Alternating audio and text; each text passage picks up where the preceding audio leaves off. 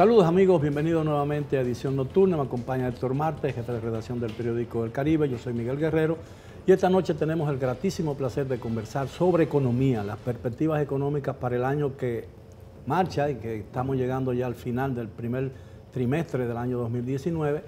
Es un año preelectoral que pueden ocurrir muchas cosas que pueden cambiar el curso de cómo marcha la economía, y tenemos con nosotros al licenciado Pavel Isa Contreras, quien es un conocido economista y catedrático universitario. Buenas noches, licenciado, gracias por aceptar nuestra invitación. Gracias a ustedes por Buenas noches, Pavel.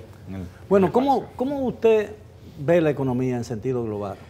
A nivel macroeconómico, la economía se está desempeñando bastante bien, las tasas de crecimiento son bastante buenas. Hay que decir algo, esta economía históricamente por más de 50 años ha crecido a una tasa promedio anual de 5.5%. Entonces es una tasa alta bajo cualquier estándar. Son las dos economías que crecen más en América Latina y que han crecido a esas tasas son Panamá y la República Dominicana. El resto ha crecido significativamente por debajo. Entonces tenemos que juzgarla sobre esa base. Y yo creo que en general, en los últimos, digamos, 5 años, de estos 5 años, ha habido 2 años que ha crecido por debajo, pero ha habido 3 años en los que ha crecido por encima. Y aparentemente este año 2019, por debajo de 5. Por debajo de 5.5, sí. Fueron 2013 que creció por debajo de cerca de 4 y 2017 que creció por debajo de 5. Pero los otros años recordemos que el 2013 estuvo impactado por las reformas que se hicieron en la economía. Es muy probable que ese ritmo de crecimiento fuese derivado de la reforma tributaria de 2012, que tuvo por lo menos en el primer semestre del año un efecto importante en contracción del gasto de los hogares y de las empresas comprometidos con los impuestos. Entonces, y parte de esos impuestos hubo que utilizarlo para pagar la deuda acumulada del año anterior. El déficit fiscal se disparó mucho. De todas maneras, yo pienso que este año va a continuar creciendo a una tasa promedio, histórica, es una tasa bastante buena. No podemos esperar un ritmo de reducción significativo del desempleo, pero probablemente va a caer un poco. O sea que en términos macroeconómicos va a seguir en una senda adecuada. Yo pensé que 2018 y 2019 iban a ser años de menor crecimiento, por debajo del 5.5, alrededor de 5, 4.5. Que todavía sería sería bueno, alto, porque esto es una economía que crece bastante.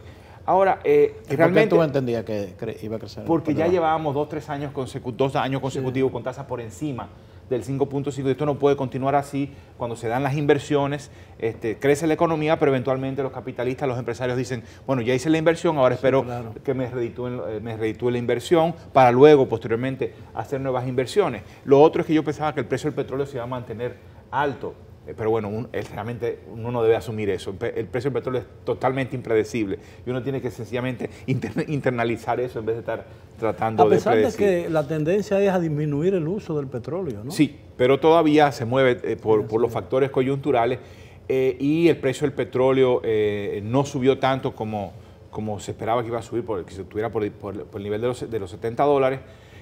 Pero el otro elemento que yo creo que... Pero en el primer trimestre está subiendo el petróleo ahora. Sí, pero yo creo que no contábamos con la astucia del gobierno. ¿Por qué el petróleo es tan importante? Porque consume mucha divisa. Y esta economía necesita divisa para crecer. Una economía pequeña, para crecer, necesita importar bienes de capital, importar bienes de consumo, que también dinamizan el comercio.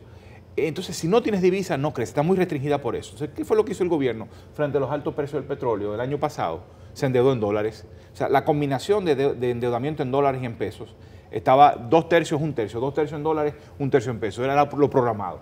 ¿Qué fue lo que hizo el gobierno? Cambió la composición, porque la ley de presupuesto logró poner un artículo en el cual le habilitaba al gobierno a tomar una decisión en función de las condiciones del mercado. Entonces, esos dólares compensaron. Claro, y además en el último trimestre del año el precio del petróleo bajó. Pero eso significa también que el peso de la deuda es mayor ahora, ¿no?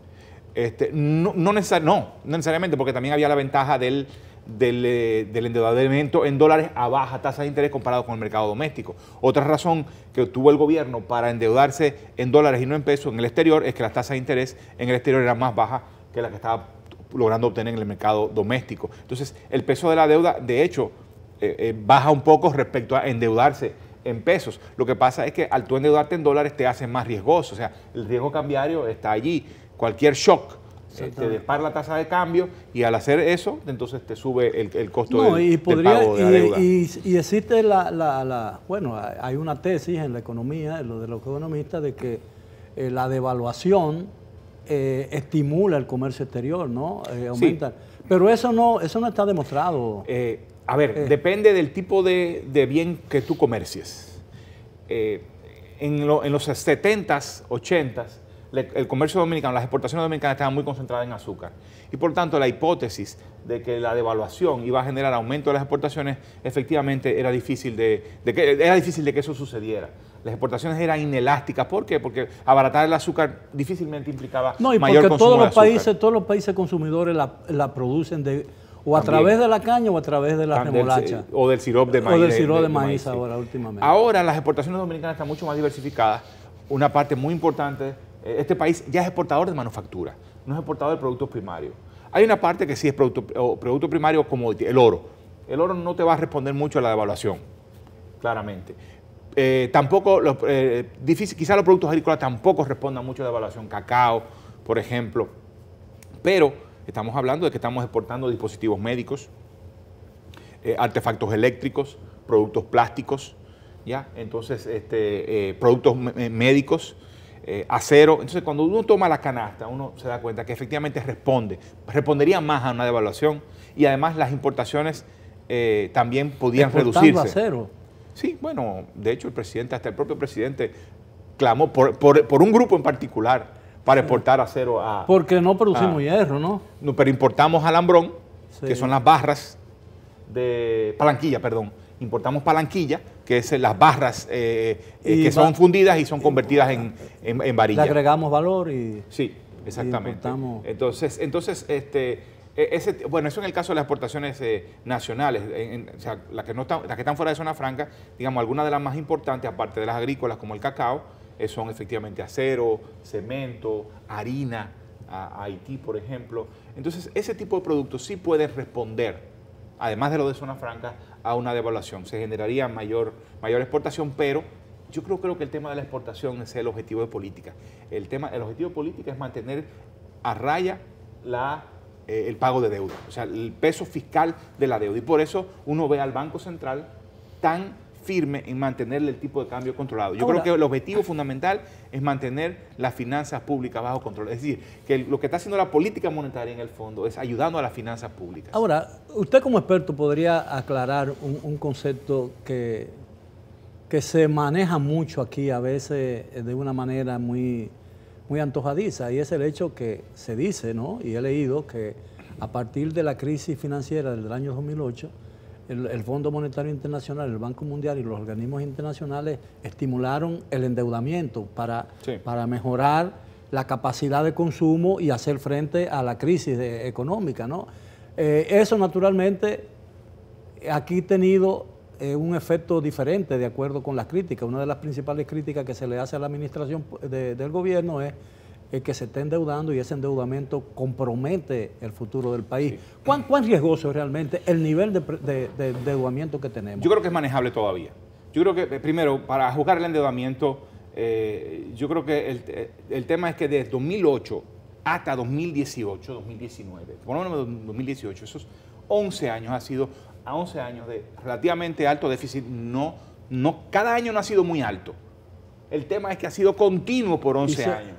Solo en un año fue exageradamente alto, que fue en 2012, en el contexto de la campaña electoral y justo después de las elecciones.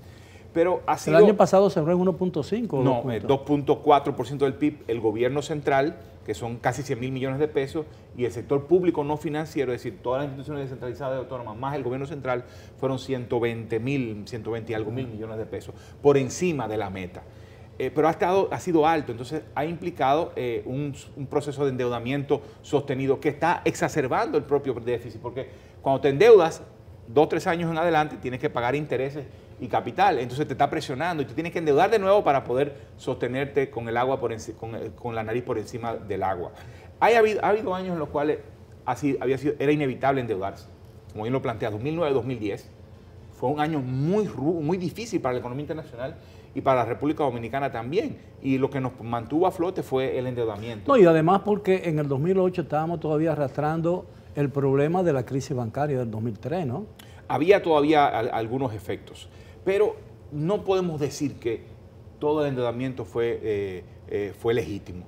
Legítimo en el sentido de que había bases sólidas para endeudarse tanto. Yo creo que el gobierno fue tímido, no fue suficientemente agresivo atacando el déficit fiscal, y yo creo que las razones son políticas, eminentemente políticas. Es decir, por una parte estaba el tema del petróleo y del subsidio al sector eléctrico. Entonces tú tenías... es un peso grande. Es un peso grande. Pero en general tú también tenías una estructura del Estado en donde el partido está empleado en el Estado. Bien, si me lo permite, entonces, licenciado. Eso te genera una rigidez importante. Tenemos que hacer una primera pausa, regresamos después de ella con nuestro invitado del día de hoy, el licenciado Pavel Isa Contreras. Siga con nosotros en Edición Nocturna.